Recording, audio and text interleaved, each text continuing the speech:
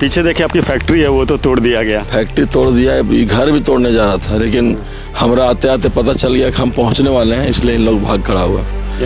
यानी कहीं ना कहीं कुछ गलत हो रहा है, तभी तो भाग रहा है प्रशासन। निश्चित रूप से। तो एनटीपीसी की क्या औकात है? एनटीपीसी की तो ऐसी मसल देंगे हम, मुझे तो क्या करेगा हमको? कुछ नहीं कर सकता है। अब एनटीपीसी को तीर से हमला करेंगे, जितना अफसर आएगा उन लोगों को तीर से कुचलेंगे। कांग्रेस को हेमंत सोरेन सरकार अपने पैरों की जूती समझ के दबा रखा है। हम तो हाईकमान को बोले हैं कि आपको अगर अस्तित्व बचाना है आने वाले भविष्य में, तो कांग्रेस जो है जेएमएम सरकार समर्थन वापस ले। यहाँ पर एक ऑफिस था जिसमें फाइलें वगैरह थी, वो भी सब जमींदोज कर दिया गया। इस जगह पर था 1,97,00,000 रुपया ट्रिब्यूनल में डाल करके, और बिना मेरा परजेंट का इन लोग तोड़ दिया। एनटीपीसी कहती है हम विकास कर रहे हैं। हम पूछते हैं किसका विकास? मोदी का विकास, अमित शाह का विकास, या हेमंत सोरेन का विकास? बड़कागांव में जिस परिवार की जमीन गई उसे आज तक रोजगार भी नसीब नहीं हुआ। जिस खेत से कोयला निकला उस किसान की थाली में खाने की जगह प्रदूषण के तौर पर जहर मिल रहा है। जोहार। इस वक्त हम हजारीबाग जिला के बड़कागांव विधानसभा क्षेत्र के चट्टी बिराती क्षेत्र में जोरदा गांव के पास है, और यहाँ पर एनटीपीसी को पगार कोल माइंस के लिए ये ज़मीन आवंटित की गई है। आप देख सकते हैं पगार कोल माइंस जो है धीरे धीरे अपना आकार भी ले रहा है। लेकिन जिस तरह से झारखंड अपने मिनरल्स के लिए जाना जाता है, 40% लगभग मिनरल्स जो है पूरे देश को ये प्रोवाइड करता है, लेकिन विस्थापन भी एक दंश है झारखंड में। जब इस तरह का कोल माइंस आकार लेता है तो कई गाँव खाली हो जाते हैं, कई लोग विस्थापित हो जाते हैं। हमेशा ये आवाज़ सुनने को आती है कि विस्थापितों को उनका हक और न्याय नहीं मिला है, लेकिन इस बार विस्थापितों की श्रेणी में पूर्व कृषि मंत्री भी हैं।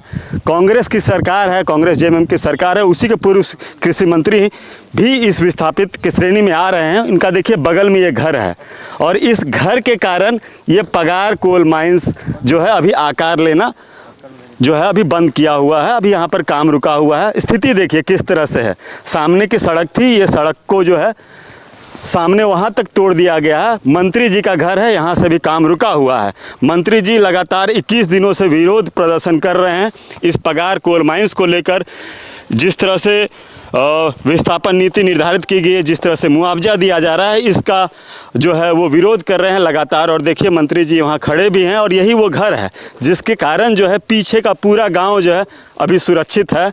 ये घर टूटा तो समझिए पूरा गांव साफ हो जाएगा। क्या मूल जानकारी है, सीधे मंत्री जी से जुड़ के हम जानने की कोशिश करेंगे। मंत्री जी, जो मंजर देख रहे हैं, समझिए घर समझ रहे हैं हम कि लक्ष्मण रेखा है, अगर ये टूटा तो पूरा गांव साफ हो जाएगा।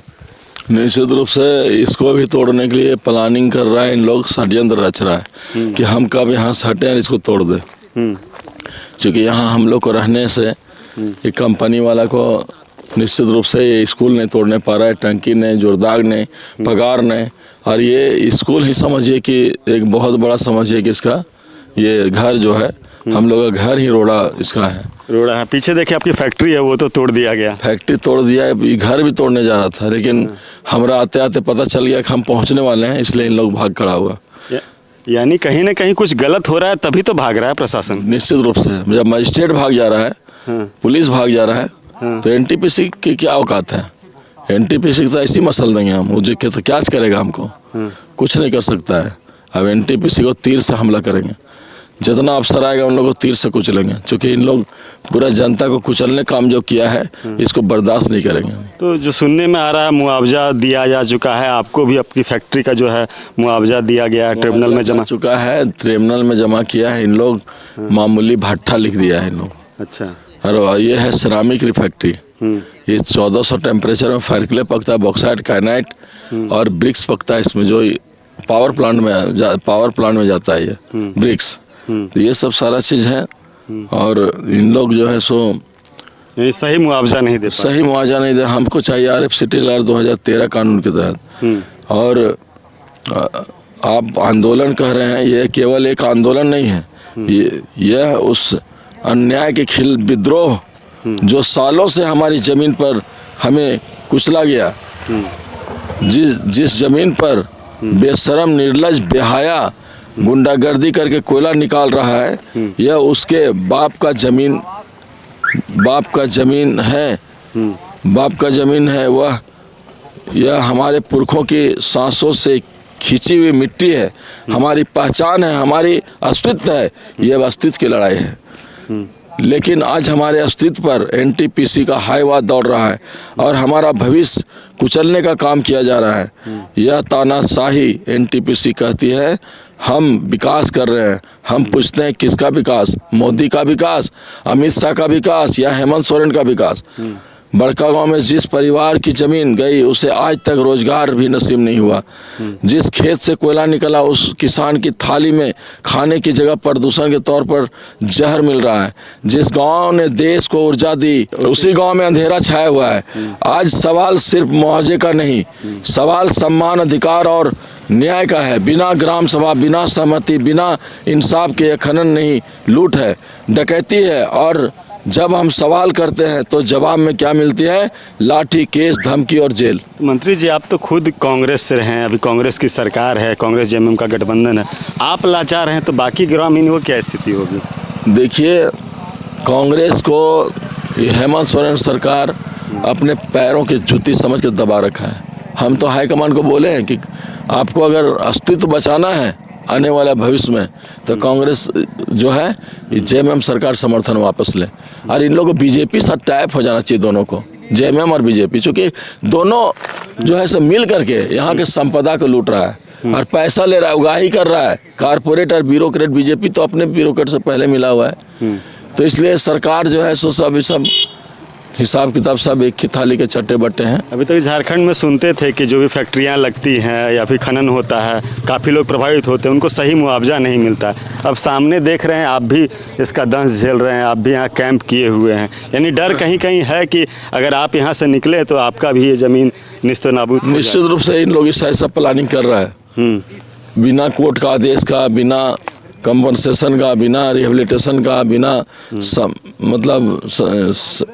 ये सहमति का इन लोग मुआवजा दे करके इन लोग पुलिस का जो दलाली कर रहा है यहाँ पर, वो सब दलाली करके इन लोग चाहता है कि हम पूरा सब नेस्तनाबूद करके यहाँ से हटवा दें। देखिए, हम गांव में घूमे, लोगों से बात करने को, उसके गांव ग्रामीण काफ़ी डरे हुए हैं, बोल रहे हैं आंदोलन की बात नहीं करेंगे हम। इसलिए डरे हुए पुलिस उसको घर घर जा करके बोलती है कि आंदोलन करोगे जेल भेज देंगे, केस कर देंगे। ये सब यहाँ पर चल रहा है। तो इस चलते सबसे बड़ी चीज़ है कि यहाँ भय का माहौल है, लोग दहशत में हैं और दहशत के चलते यहाँ पर ये सब सारी चीज़ें हो रही हैं। 21वां दिन है आज आपका आंदोलन का एनटीपीसी गेट के सामने ना? जी हाँ, 21वां दिन चल रहा है। और अभी देखिए कंपनी का गाड़ियाँ घूम रही है। इन लोग कभी भी जो है सो फिर पुलिस को उतार के काम चालू करने का हड़ताल है, अनिश्चितकालीन यहाँ पर धरना प्रदर्शन चल रहा है। तो हमको लगता है कि इन लोग इसी चलते यहाँ पर दौरा कर रहा है कि फिर से इन लोग अपना एक्टिविटी दिखाएगा। लेकिन हम लोग तटस्थ हैं, काम नहीं चलने देंगे, आंदोलन जारी रहेगा। और एकदम जब तक RFCTLR 2013 कानून लागू नहीं करता तब तक एकदम यहाँ ठप रहेगा। और मंत्री जी, आप तो कांग्रेस से हैं, हेमंत सोरेन और तमाम जो आपके मंत्री हैं, विधायक, उनसे तो आपकी बात होती होगी, आपने अवगत कराया होगा, फिर भी इतना लाचार क्यों है? देखिए, लाचार इसलिए हम बता रहे हैं कि यहाँ पर लाचार हम इसलिए हैं कि हम लोग रैयत विस्थापित हैं और रैयत विस्थापित चाहता है उसका हक अधिकार मिले, परंतु यहाँ पर जो है ये कंपनियाँ सिर्फ कारपोरेट और ब्यूरोक्रेट को मिला करके रैयतों का हर मुद्दा को इन लोग कुचल करके काम करना चाहती है, उसी का विरोध है। अच्छा, कल हम भाषण में सुन रहे थे, आप बोल रहे थे कोई RFCTLR कोई कानून है उसके तहत मुआवजा चाहिए। अभी तक क्या होते आया झारखंड में, आप किसकी मांग कर रहे हैं? हम वही चीज़ RFCTLR 2013 कानून 13 के बाद आया था तो उसका चाहते हैं। ये है 1957 का CB एक्ट के तहत पेमेंट कर रहा है, जो कि हम लोग को मंजूर नहीं। दोनों में क्या अंतर है? दोनों में बहुत अंतर है। स्थानीय दर से 4 गुना रेट इसको देना पड़ेगा और उसमें है कि आपका ये अभी सो भी उसमें 5 लाख रुपये एकड़ दे रहा था इन लोग। वो तो हम लोग आंदोलन करके 25 लाख कराए, 25 लाख एकड़। तो हम कहते हैं रैयतों को उतना जितना ज़मीन ले रहे उतना कहीं बसा देना भाई ज़मीन ले करके। लेकिन इस विकास के विरोधी नहीं, विकास के विरोधी नहीं है। आप सही मुआवजा, संविधान के साथ चले, संविधान से अगर काम करेंगे तो हम लोग सहयोग करेंगे। हम लोग सहयोग करेंगे। तो देखिए, यही वो मंजर है जो आपको दिखाना बहुत ज़रूरी था पगार कोल माइंस है एनटीपीसी का, धीरे धीरे आकार ले रहा है। काम यहाँ तक आके रुका हुआ है। ये समझिए लक्ष्मण रेखा है और ये विधायक पूर्व मंत्री जी का घर है। और व्यथा समझिए किस तरह से झारखंड में विस्थापितों की स्थिति है। जिस तरह से अब पूर्व कृषि मंत्री और झारखंड में सरकार के सहयोगी पार्टी के नेता अब इस दंश को झेल रहे हैं और संघर्ष कर रहे हैं। तो आप इसे समझिए कि आम जनता जो विस्थापित होती है किसी फैक्ट्री के लगने पे, किसी कोल माइंस के लगने पे, तो उनको कितना उचित मुआवजा मिलता होगा और उनको कितना हक मिलता होगा। बाकी विचार आपके हम आमंत्रित करते हैं। इस वीडियो कमेंट में आप अपने विचार जरूर व्यक्त कीजिए कि क्या एनटीपीसी पगार कोल माइंस और मुआवजे की जो प्रक्रिया है ये कितनी वाजिब है, और पूर्व मंत्री योगेंद्र साव की जो मांग है वो कितनी वाजिब है। कमेंट में ज़रूर बताइएगा। बाकी वीडियो कैसा लगा ये भी बताइएगा। शुक्रिया।